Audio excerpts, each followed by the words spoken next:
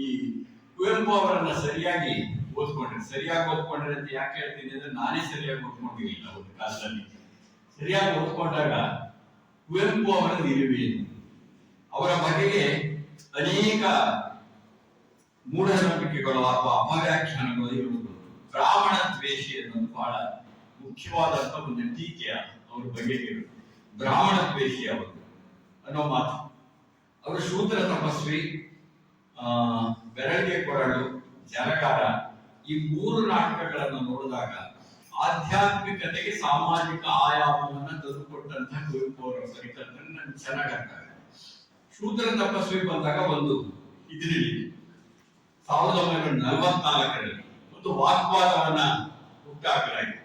ಮಾಸ್ತಿಯವರು ಮತ್ತು ಕುವೆಂಪು ಅವರ ನಡುವೆ ಈ ವೈಚಾರಿಕ ಒಂದು ವಾಗ್ವಾದ ನಡೀತು. ಜೀವನ ಅನ್ನೋ ಪತ್ರಿಕೆಯಲ್ಲಿ ಮಾಸ್ತಿಯವರು ಅದನ್ನ ಟೀಕೆ ಮಾಡಿ ಬರೀತಾರೆ. ಇನ್ನು ಕೆಲವರು ಅದನ್ನ ಸಾಕಷ್ಟು ಹೊಗಳಿ ಬರೀತಾರೆ. ಆದ್ರೆ ಮೂರನೇ ಮುದ್ರಣ ಬಂದಾಗ ಶೂದ್ರ ತಪಸ್ವಿ ಒಂದು ಬರೀತಾರೆ ಕುವೆಂಪು ಅವರು.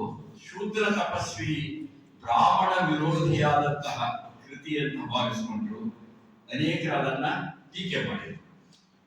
ಇನ್ನು ಕೆಲವರು ಇದು ಬ್ರಾಹ್ಮಣ ವಿರೋಧಿಯಾದಂತಹ ಕೃತಿ ಅಂತ ಭಾವಿಸಿಕೊಂಡು ಅನೇಕರು ಪ್ರಶಂಸೆ ಮಾಡಿದ್ರು. ಇಬ್ಬರು ನನ್ನ ಕೃತಿ ಸರಿಯಾಗಿ ಅರ್ಥ ಮಾಡ್ಕೊಳ್ಳಿಲ್ಲ ಅಂತ ಹೇಳ್ತಾರೆ.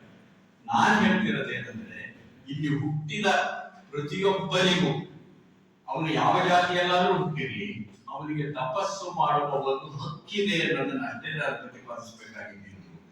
ಹಾಗಾಗಿ ನನ್ನ ಇಡೀ ಶೂದ್ರ ತಪಸ್ವಿ ನಾಟಕವನ್ನ ತಪ್ಪಾಗಿ ಕಲ್ಪಿಸಿಕೊಟ್ರು ಅನ್ನೋ ಮಾತನ್ನ ಹೇಳೋದ್ರ ಜೊತೆಗೆ, ನಾನು ಬ್ರಾಹ್ಮಣ ವಿರೋಧಿ ಅಲ್ಲ, ಯಾವ ಜಾತಿಯ ವಿರೋಧಿ ಅಲ್ಲ ಬರೀತಾರ. ನನಗೆ ಯಾವ ಜಾತಿಯೂ ಇಲ್ಲ, ಆದ್ರಿಂದ ನಾನು ಯಾವ ಜಾತಿಯ ವಿರೋಧಿಯೂ ಅಲ್ಲ ಅಂತಲೇ ಬರೆದಿದ್ದಾರೆ ಕುವೆಂಪು. ಅಷ್ಟೇ ಅಲ್ಲ, ಒಂದ್ ಕಡೆ ಸ್ಪಷ್ಟನೆಯನ್ನು ಕೊಡ್ತಾರೆ ಕುವೆಂಪು ಅವರು. ಆ ಸ್ಪಷ್ಟನೆ ಏನಂತಂದ್ರೆ, ನಾನು ರಾಮಕೃಷ್ಣ ಪರಮಹಂಸರನ್ನ ಅನುಸರಿಸಿದಂತವನು, ಅವ್ರು ಹುಟ್ಟಿದ್ದ ಯಾವ ಜಾತಿ. PS ವೆಂಕಣ್ಣಯ್ಯನವರಿಗೆ ರಾಮಾಯಣ ದರ್ಶನವನ್ನ ನಾನು ಅರ್ಪಿಸಿದೆ, ಅವ್ರು ಹುಟ್ಟಿದ್ದ ಯಾವ ಜಾತಿ. ವಿವೇಕಾನಂದ ನನಗೆ ಬಹಳ ಮುಖ್ಯ, ಆ ಜಾತಿ ಹುಟ್ಟಿರ್ಲಿಲ್ಲ, ಅದು ಬೇರೆ ವಿಷಯ. ಅಂದ್ರೆ ನಾನು ಬ್ರಾಹ್ಮಣ ವಿರೋಧಿಯಾಗಿದ್ರೆ ಇದನ್ನು ಹೇಳ್ತಿರ್ಲಿಲ್ಲ. PMC ನನ್ನ ಗುರುಗಳು ಅಂತ ಕರೀತೀನಿ, ಹಾಗೆ ಹೇಳ್ತಿರ್ಲಿಲ್ಲ. ಆದ್ರೆ ನಾನು ಬ್ರಾಹ್ಮಣ ವರ್ಗವನ್ನ ಪ್ರಸ್ತಾಪ ಮಾಡೋದು ಯಾಕೆ ಅಂದ್ರೆ, ಪುರೋಹಿತ ಶಾಹಿಯನ್ನ ನಾನು ಉಲ್ಲೇಖ ಮಾಡಿ ವಿಶ್ಲೇಷಣೆ ಮಾಡುವಾಗ ಹಿಂದೂ ಧರ್ಮದ ವಿಷಯಕ್ಕೆ ಬಂದಾಗ ಅನಿವಾರ್ಯವಾಗಿ ಬ್ರಾಹ್ಮಣ ಜಾತಿಯನ್ನು ನಾನು ಪ್ರಸ್ತಾಪ ಮಾಡ್ತೇನೆ. ಆದ್ರೆ ನನ್ನ ದೃಷ್ಟಿಯಲ್ಲಿ ಪುರೋಹಿತ ಶಾಹಿ ಅನ್ನೋದು ಹಿಂದೂ ಧರ್ಮಕ್ಕೆ ಮಾತ್ರ ಮೀಸಲಾದದ್ದಲ್ಲ. ಇಸ್ಲಾಂ ಧರ್ಮದಲ್ಲೂ ಪುರೋಹಿತ ಶಾಹಿ ಇದೆ, ಕ್ರಿಶ್ಚಿಯನ್ ಧರ್ಮದಲ್ಲೂ ಪುರೋಹಿತ ಶಾಹಿ ಇದೆ. ಪುರೋಹಿತ ಶಾಹಿ ಎಲ್ಲೆಲ್ಲಿದೆ ಅದೆಲ್ಲದರ ವಿರೋಧಿ ಅಂತ ಕುವೆಂಪು ಅವರು ಸ್ಪಷ್ಟವಾಗಿ ಬರೆದಿದ್ದಾರೆ. ಆದ್ರೆ ಅವರೇ ಹೇಳ್ತಾರೆ, ಅನಿವಾರ್ಯವಾಗಿ ಹಿಂದೂ ಧರ್ಮದ ವಿಷಯ ಬಂದಾಗ ಬ್ರಾಹ್ಮಣ ಜಾತಿಯನ್ನ, ಬ್ರಾಹ್ಮಣ ವರ್ಣವನ್ನ ವಿಶೇಷವಾಗಿ ನಾನು ಪ್ರಸ್ತಾಪ ಮಾಡಿರೋದು ನಿಜ, ಆದ್ರೆ ನಾನು ಯಾವ ಜಾತಿಯ ವಿರೋಧಿಯೂ ಅಲ್ಲ ಅನ್ನೋದನ್ನ ಹೇಳ್ತಾರೆ. ಹೀಗೆ ತಪ್ಪಾಗಿ ಅದನ್ನ ಕಲ್ಪಿಸಿಕೊಂಡಿರ್ತಕ್ಕಂಥವ್ರು ನಮ್ಮಲ್ಲಿ ಅನೇಕರು ಉಂಟು ಅದರಲ್ಲಿ. ಆದ್ರೆ ಇನ್ನೊಂದು ಮಾತನ್ನ ಹೇಳ್ತಾರೆ, ಇದನ್ನು ಇನ್ನೂ ಸ್ಪಷ್ಟಪಡಿಸೋದು ಎಲ್ಲಿ ಅಂದ್ರೆ, 1974 ಏಪ್ರಿಲ್ 20ನೇ ತಾರೀಕು ಮೈಸೂರಿನಲ್ಲಿ ಒಂದು ಬರಹಗಾರರ ಕಲಾವಿದರ ಒಕ್ಕೂಟ ಅಂತ ಹೇಳಿ, ಕರ್ನಾಟಕ ಬರಹಗಾರರ ಮತ್ತು ಕಲಾವಿದರ ಒಕ್ಕೂಟ ಅಂತ ಅದರ ಮೊದಲ ಸಮ್ಮೇಳನ ಅಂತ ಕರೆಯೋದ್ರ ಬದಲು ಸಮ್ಮೇಳನ ನಡೆಯುತ್ತೆ ಅಂತ ಕರೆಯಕ್ಕೆ ಇಷ್ಟಪಡ್ತೀನಿ. ಯಾಕೆಂದ್ರೆ ಅದೇ ಕೊನೆ ಸಮ್ಮೇಳನ. ಒಂದು ಸಮ್ಮೇಳನ ನಡೆಯುತ್ತೆ, ಅಲ್ಲಿ ಕುವೆಂಪು ಅವರನ್ನೇ ಆಹ್ವಾನಿಸ್ತಾರೆ. ಅದು ಬಹುಪಾಲು ಅಘೋಷಿತವಾಗಿ ಶೂದ್ರರು ಅಥವಾ ಮೇಲ್ಜಾತಿಯವರಲ್ಲದೇ ಇರುವ ಲೇಖಕರ ಬರಹ ಮತ್ತು ಕಲಾವಿದರ ಒಂದು ಸಮ್ಮೇಳನ ಆಗಿತ್ತು. ಕುವೆಂಪು ಅವರು ಅಲ್ಲಿ ಹೋದಾಗಲೇ ಹೇಳ್ತಾರೆ, ಶುರು ಮಾಡದೆ ನಾನು ಅನೇಕ ವಿಚಾರಗಳನ್ನು ಹೇಳ್ತೇನೆ, ನಿಮ್ಗೆ ಇಡಿಸದೇ ಇರ್ಬೋದು ಅವೆಲ್ಲ ಅಂತ ಶುರು ಮಾಡ್ತಾರೆ. ಆ ಇಡೀ ಲೇಖನಕ್ಕೆ ಅವ್ರು ಕೊಟ್ಟ ಹೆಸರು ಸಂಸ್ಕೃತಿ ಕ್ರಾಂತಿಗೆ ಕಹಳೆ ನಾಂದಿ ಅಂತ. ಸಂಸ್ಕೃತಿ ಕ್ರಾಂತಿಯೊಂದು ಆಗ್ಬೇಕಾಗಿದೆ ನಮ್ಮಲ್ಲಿ, ಸಂಸ್ಕೃತಿ ಕ್ರಾಂತಿಗೆ ಕಹಳೆ ನಾಂದಿ ಅಂತ.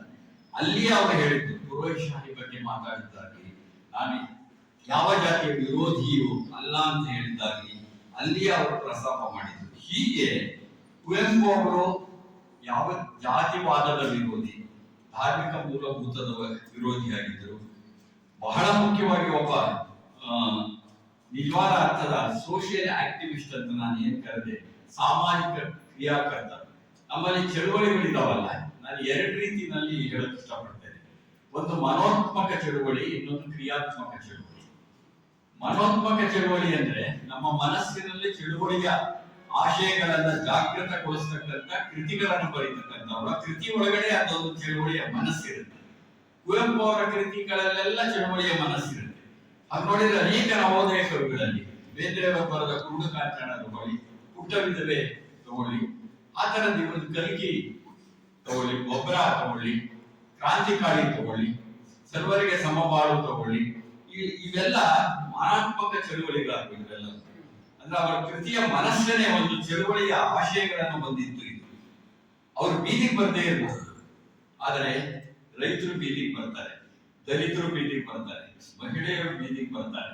ಆ ತರದ ಚಳುವಳಿಗಳು ಬಂದು ಕ್ರಿಯಾತ್ಮಕ ಚಳುವಳಿಗಳು. ಹಾಗಾಗಿ ನನಗೆ ಕುವೆಂಪು ಅವರು ಒಬ್ಬ ನವೋದಯ ಸಾಹಿತ್ಯದ ಅಧ್ವರ್ಯಗಳಲ್ಲಿ ಒಬ್ಬರಾಗಿ ಆ ಕಾಲ ಧರ್ಮಕ್ಕೆ ಅನುಗುಣವಾದ ಒಬ್ಬ ಮನೋತ್ಮಕ ಚಳುವಳಿಗಾರರು ಅನ್ನೋದೇ ಬಹಳ ಮುಖ್ಯ.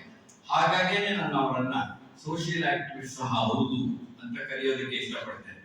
ಹೀಗೆ ಅನೇಕ ವಿಚಾರಗಳನ್ನು ಸೇರಿಸಿದರೆ, ನಾನು ಆರಂಭದಲ್ಲೇ ಹೇಳಿದಾಗೆ ಪಂಚಧಾರೆಗಳ ವಿಚಾರಧಾರೆ ಇದೆಯಲ್ಲ, ಅದು ಒಗ್ಗೂಡಿಸಿದ, ಸಮಸ್ಯೆ ಮತ್ತು ಸವಾಲುಗಳನ್ನ ಎದುರಿಸಿದ ಒಬ್ಬ ಅತ್ಯಂತ ಸೃಜನಾತ್ಮಕ ಬಹುಳ ದೊಡ್ಡ ಪ್ರತಿಭೆ ಕುವೆಂಪು ಅವರಾಗಿದೆ.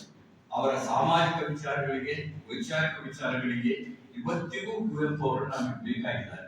ಹಾಗಾಗಿ ನಾವು ಇವತ್ತು ಅರ್ಥ ಮಾಡ್ಕೊಳ್ಬೇಕಾಗಿರೋದು ಏನು ಅಂತಂದ್ರೆ, ನಾವು ಬಹಳಷ್ಟು ಧಾರ್ಮಿಕ ಮೂಲಭೂತದ ಬಗ್ಗೆ ಮಾತಾಡ್ತೇವೆ, ಒಕ್ಕೂಟ ಪದ್ಧತಿ ಬಗ್ಗೆ ಮಾತಾಡ್ತೇವೆ, ಜಾತಿವಾದ ಕೋಮುವಾದವನ್ನ ವಿರೋಧಿಸ್ತೇವೆ.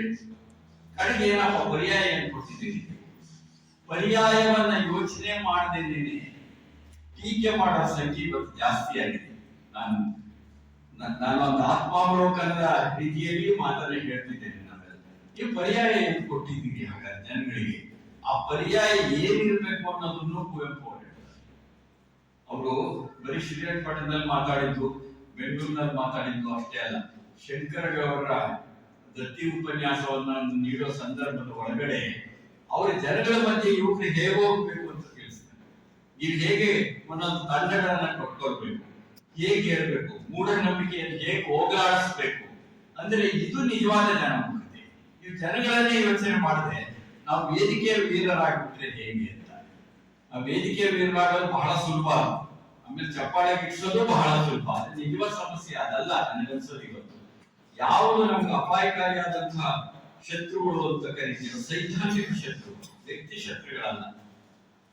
ಅದೊಂದು ಸೈದ್ಧಾಂತಿಕ ಶತ್ರು ಎದುರುಗಡೆ ಇದ್ದಾಗ ನೀವು ಕೇವಲ ಅದನ್ನು ಟೀಕೆ ಮಾಡುವುದಷ್ಟೇ ಮುಖ್ಯ ಅಲ್ಲ. ಟೀಕೆ ಮಾಡೋಣ, ವಿಮರ್ಶೆ ಮಾಡೋಣ, ಆದ್ರೆ ಪರ್ಯಾಯಗಳನ್ನು ನಾವು ಜನಕ್ಕೆ ಕೊಟ್ಟಿದ್ದೀವಿ.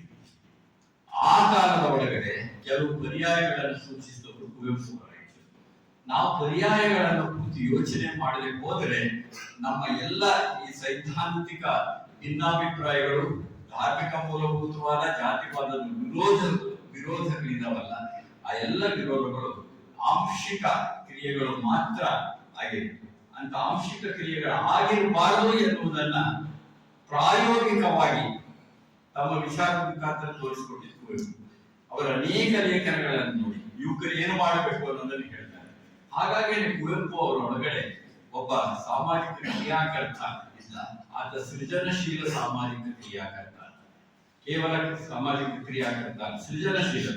ನನ್ನ ಚಳುವಳಿ ಸಹ ಒಂದು ಕ್ರಿಯಾತ್ಮಕವಾಗಿರ್ಬೇಕು. ಕ್ರಿಯಾತ್ಮಕತೆ ಅಷ್ಟೇ ಅಲ್ಲ, ಸೃಜನಶೀಲವಾಗಿರ್ಬೇಕು. ಚಳುವಳಿಯ ಒಂದು ಪರಿಕಲ್ಪನೆ ಸಹ ಸಿದ್ಧಾಂತ ಅನ್ನೋದು ಸೃಜನಶೀಲವಾಗಿರ್ಬೇಕು. ಸೈದ್ಧಾಂತಿಕತೆಗೆ ಸೃಜನಶೀಲತೆ ಹಿಂದೆ ಹೋದ್ರೆ ಶುಷ್ಕವಾಗುತ್ತೆ, ನಿಂತೋಗುತ್ತೆ. ಹಾಗಾಗಿ ನಾನು ಯಾವಾಗಲೂ ನಂಬಿರೋದೇನಂದ್ರೆ, ವೈಯಕ್ತಿಕವಾಗಿ ನಾವು ನಂಬಿದ ಸಿದ್ಧಾಂತಗಳಿದ್ದಾವಲ್ಲ, ಮತ್ತೆ ಮತ್ತೆ ಸೃಜನಶೀಲವಾಗ್ತಾ ಇರಬೇಕು. ಅದರಲ್ಲೊಂದು ಕ್ರಿಯೇಟಿವಿಟಿ, ಅದರಲ್ಲೊಂದು ಸೃಜನಶೀಲತೆ ಇರಬೇಕು. ಯಾವಾಗ ಸೃಜನಶೀಲತೆ ಬರುತ್ತೋ ಆಗ ಅಲ್ಲೊಂದು ಅಂತಃಕರಣ ಬರಕ್ ಸಾಧ್ಯ ಇದೆ. ಅಂತಃಕರಣ ಬಂದಾಗ ನಾವು ಜನಗಳನ್ನು ತಲುಪ್ತೇವೆ. ಮನುಷ್ಯ ಸಂಬಂಧಗಳನ್ನ ಗಾಢವಾಗಿಸಿಕೊಳ್ಳದೆ ಯಾವ ಕ್ರಾಂತಿಯು ಬದಲಾವಣೆಯು ಯಶಸ್ವಿಯಾಗಲ್ಲ ಅನ್ನೋದು ನನ್ನ ದೃಢವಾದಂತಹ ನಂಬಿಕೆ. ಅವನಿಂತನ ಮಾತಾಡಿಸಬಾರ್ದು, ಅವನ ಜೊತೆಯಲ್ಲಿ ಇರಬಾರ್ದು. ನಾವು ಈ ತರ ಯೋಚನೆ ಮಾಡುವಂತ ಕಾಲದಲ್ಲಿ ನಾವು ಬಂದ್ಬಿಟ್ಟಿದ್ದೇವೆ. ಹಾಗಾಗಿ ಇವತ್ತು ಬಹಳ ಮುಖ್ಯವಾಗಬೇಕಾಗಿರೋದು ನಮ್ಮ ವಿಚಾರಗಳನ್ನ ತಲುಪಿಸ್ಬೇಕಾದ್ರೆ ಮನುಷ್ಯ ಸಂಬಂಧಗಳನ್ನ ಗಾಢ ಮಾಡ್ಕೊಳ್ಬೇಕು. ಸಿದ್ಧಾಂತಗಳ ಸೃಜನಶೀಲವಾಗಬೇಕು ಅಂತ ಪ್ರಯೋಗದ ಮಾದರಿಗಳನ್ನ ಕುವೆಂಪು ಅವರ ವಿಚಾರಧಾರೆಯನ್ನು ನಾವು ಕಾಣಕ್ ಸಾಧ್ಯ, ಲೇಖನಗಳಲ್ಲಿ ಕಾಣಕ್ಕೆ ಸಾಧ್ಯ. ಹಾಗಾಗಿ ಕುವೆಂಪು ಇವತ್ತಿಗೂ ನಮ್ಮೆಲ್ಲರ ಕುವೆಂಪು. ಅವರು ನಮ್ಮೆಲ್ಲರ ಕುವೆಂಪು ಆಗಬೇಕು, ಮತ್ತೆ ಮತ್ತೆ ನವೋನ್ಮೇಷ ಆಗಬೇಕು ಅಂತ ಆಶಿಸ್ತಾ ನಾನು ಕೆಲವು ಮಾತು ಮುಗಿಸ್ತೇನೆ.